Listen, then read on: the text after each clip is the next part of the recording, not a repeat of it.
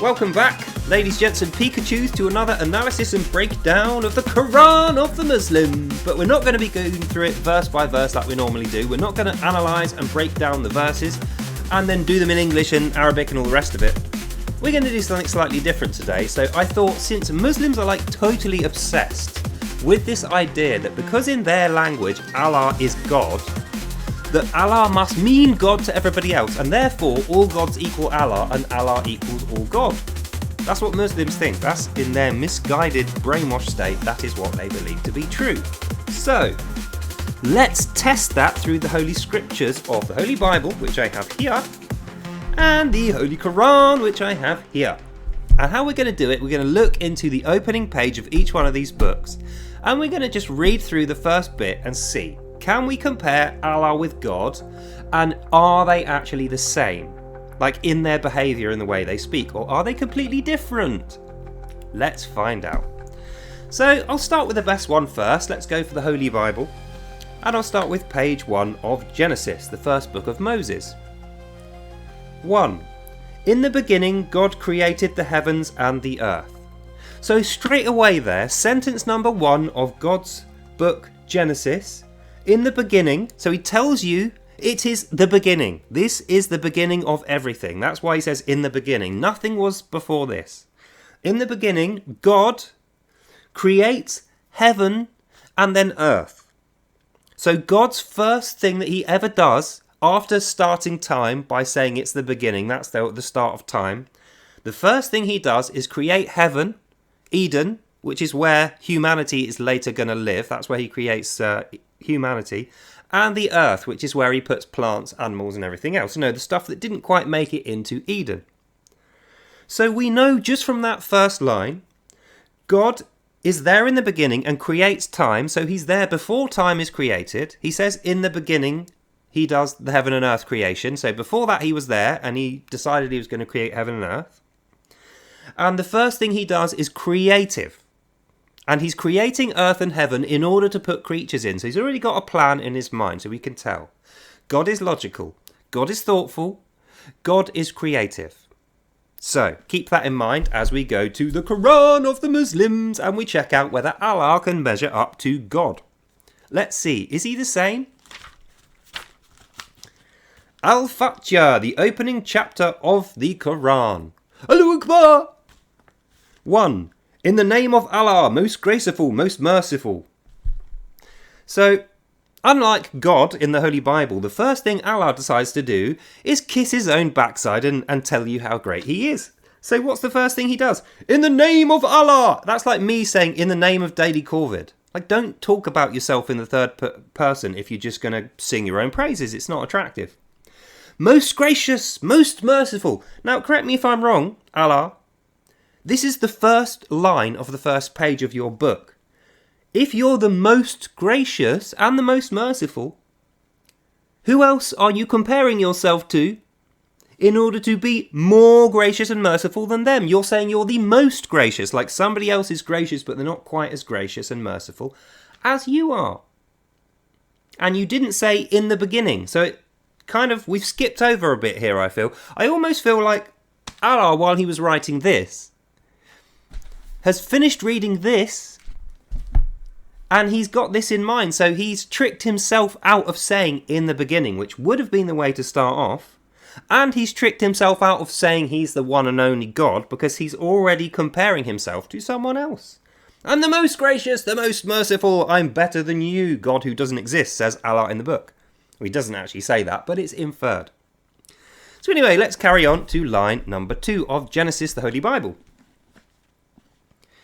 The earth was without form and void, and darkness was upon the face of the deep, and the Spirit of God was moving over the face of the waters. Then God said, Let there be light, and there was light. And God saw that the light was good. So the second thing God does is hovers over the darkness, right? So the darkness is there, and God is there.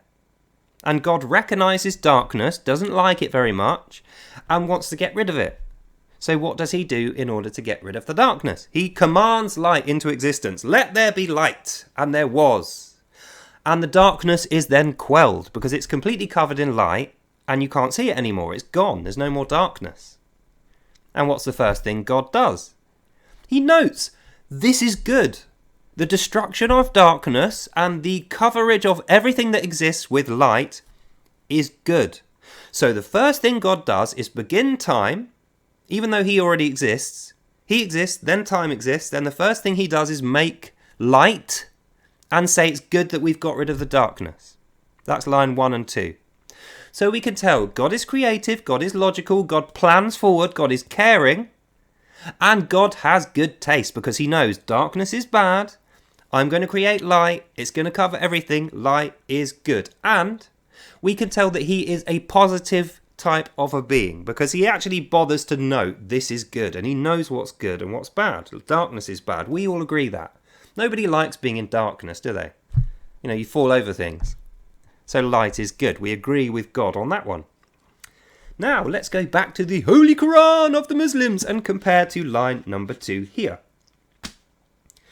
Praise be to Allah, the cherisher and sustainer of the worlds, most gracious, most merciful. Now, rather curiously, Allah has decided to repeat line 1 again at the end of line 2 and line 3. Because remember, line 1 was in the name of Allah, most gracious, most merciful, where he gives away that he didn't begin time, and he's already at the start of his book in line 1 comparing himself to someone else who is graceful and merciful. This guy is what I think. Then he says, praise be to, praise be to Allah, cherisher and sustainer of the world, most gracious, most merciful. So he repeats himself. Now, doesn't that suggest insecurity? That in 3 lines you have to repeat yourself, even though it was only 2 lines ago you were telling us you were the most graceful and most merciful. So once again, maybe, this is just my conjecture, maybe while Allah is writing this, he's reading Genesis and he's enraged. He wants to be this guy, but he just isn't. So we have straight away 3 lines of evidence out of 3 lines that Allah is in fact not God, because whereas God has shown himself to be logical, thoughtful, caring, because he hasn't been talking about himself. Remember, he didn't say, I am good. He didn't say, I'm graceful and merciful and wise and all-knowing and you should worship me, praise be my name. He didn't say any of that. He said, let there be light. There was light. The darkness was quelled. And then he said, this is good. Like the creation was the thing that he was praising. The creation's the thing that was good, not him. He didn't say anything about himself so far. Whereas Allah hasn't done any creating. All he's done is self-effacing, self-praising arrogance. In the name of Allah, most gracious, most merciful, praise be to me, the cherisher and sustainer of the worlds, most gracious, most merciful. And he's repeated himself twice. So we know Allah is not creative, because he hasn't created anything. He's not thoughtful and planning forward, because he's forgotten he said gracious and merciful on the first line and then said it again. And we can tell he loves himself rather a lot, and he's quite an arrogant being, because so far, all he's done is tell you have to praise him, even though he's done nothing. He hasn't done anything to warrant that praise. Hasn't created anything. Hasn't done anything for you. Hasn't blessed you. He's told you his name. He's told you he's the most graceful and merciful, and that you should praise him. So, let's carry on to line number 4. And God saw that the light was good, was where we left off from. So, God separated the light from the darkness.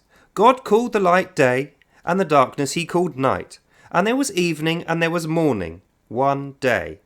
And God said, let there be a firmament in the midst of the waters. Let it separate the waters from each other. And God made the firmament, and separated the waters which were under the firmament from the waters which were on the firmament above. And so it was. And God called the top firmament heaven.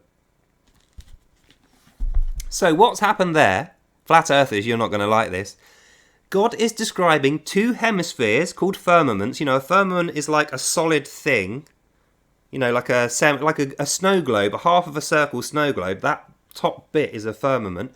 So if you've got a firmament above, and then you've also got one below, and one's in light and one's in darkness, that suggests that the light's coming down like this, and the light's hitting the top firmament, and that's the bit he's describing as day. but the one underneath is in darkness because the light can't go through the top one. So you've got one that's lit up and that's the day one, and you've got the underneath one, which is the light one, making a round globe shape, which is consistent with what we know about the earth. So God has created light, then he's created the earth, but half of it's now dark again because it's underneath the light bit and the light's up here. And he's said he's got morning, dusk, and night. So we know there's a bit in the middle where the light kind of blends into darkness. So it is round. We can tell that from his description of how the light is phasing. So let's go back to Allah and the Quran of the Muslims to see whether he can match up to God's creative genius, creating the world, the sun, and making it a globe. Line number 4.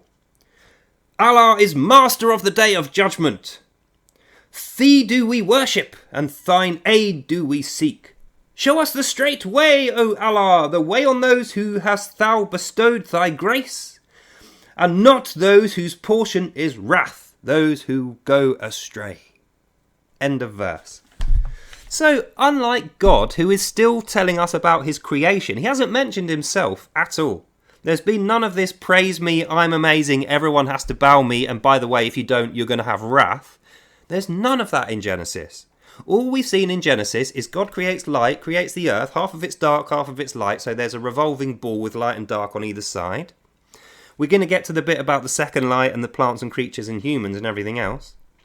That's all done in 6 lines of Genesis. He hasn't even said one word about himself. We have to just use our free will and our intellect to figure out from the text what kind of a character God is. And we know from his creative works, his works, we can tell what kind of guy he is. He's thoughtful, he's logical, he's creative, he is loving of his creation because he said already it's good, he's lit it up on purpose because he didn't want it to be in the dark, he's made a part that's light and a part that's dark, but it's got a bit in the middle which is phasing, so we can tell that it's going round. So everybody who's going to eventually populate the earth is going to get to experience both light and dark as it turns around. So it shows that God is planning forward for his creation to enjoy living upon the earth. But that's not what we see with Allah, is it? So far, Allah has told us, my name is Allah, I'm the most gracious and the most merciful, and you have to praise me. I'm the cherisher and the sustainer of the worlds. Even though if there wasn't anyone else, we would kind of assume that anyway. The fact that he needs to say that and repeat that he's the most graceful and the most merciful twice kind of suggests that there is somebody else who could have been doing these works, even though I was telling us that it's him. And then he goes straight to Master of the Day of Judgment before we know what the Day of Judgment is. So we know straight away Allah is not concerned with our understanding.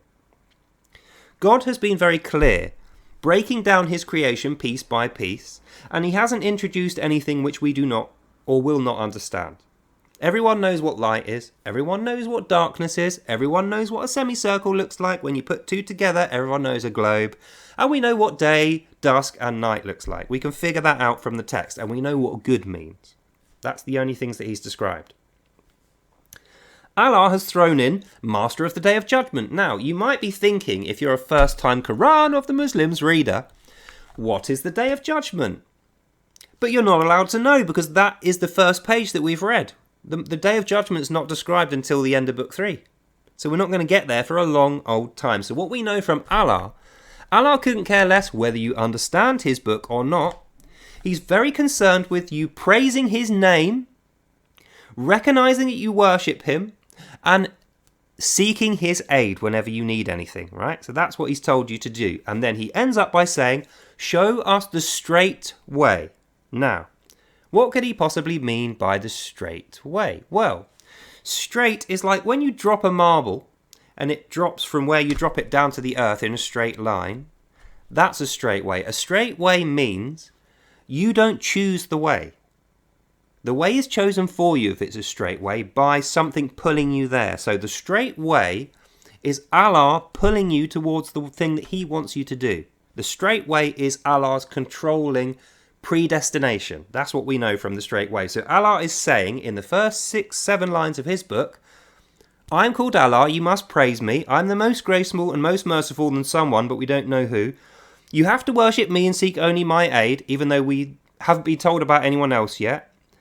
And you must show us your straight way. So show us how to be controlled by you throughout our life in this perfectly straight path. And then, most interesting, the last thing that he says, the way of those on whom thou hast bestowed thy grace.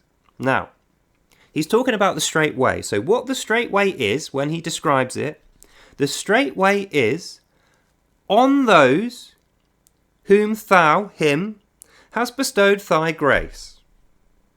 So what does he mean by that? What is Allah's grace? Considering he hasn't said what his grace is yet. He said he's the most gracious, and he's telling you here he's going to give you his grace, but only if you follow his straight way, even though he hasn't described it yet. So what he's saying here is, if you follow the straight way, which I'm just about to tell you, so you have to read the rest of the book in order to understand it, then you qualify for his grace. But if you do not, your portion will be wrath, and you will have gone astray. So straight away he's telling you at the end of Al-Fatiha, and that's the last line in Al-Fatiha, is if you don't go the straight way, which I'm going to describe to you, which is me telling you A to B, this is what you do perfectly, there's nothing outside of this which will be the straight way. If you perfectly stick to my commands, which I'm going to give you in this book, says Allah, only then, once you have completely finished your straight path and died at the end of it, because it's going to lead you to death, only after that will I bestow you with my grace. Therefore, you're not going to have grace in life. But if you don't follow my straight path, i.e. if you go astray, your portion will be wrath. So it suggests that you will get the wrath while you're alive if you go away from this straight path that he's describing. So we know, in comparison of Allah and God, these are not the same two beings. These are two completely opposite beings in character, just from this first page. Not only do we know they're the opposite characters, we know B, this one is very emotional and very needy. He's very concerned with you praising him, worshipping him, asking him for anything you need, but only needing the things he tells you to need, doing everything he tells you in the straight path until you die. Then you can get rewarded if you do it forever until you die. But if you don't do it, you will be punished with wrath immediately while you're alive. So the probability is when you accidentally step outside of this straight path, which he hasn't given you yet, but he's expecting you to immediately follow, you're going to be punished with wrath. So we know Muslims are going to feel wrath from Allah throughout their life as a matter of following this book. Or not. It's going to happen. There's no way any Muslim avoids Allah's wrath. But they're not going to get his mercy and his grace until after they have died. So just remember that. Allah's Al-Fatiha, the opening 7 lines of this command, praise me, worship me, I'm the best thing ever. You have to do exactly what I tell you and ask me if you need anything, but you won't need anything I don't ask you to get, because you're going in a straight line towards your death, which I will tell you about. And if you deviate at all from that, you will get thy wrath. But then when you get to the end and you die, only then will you get my grace.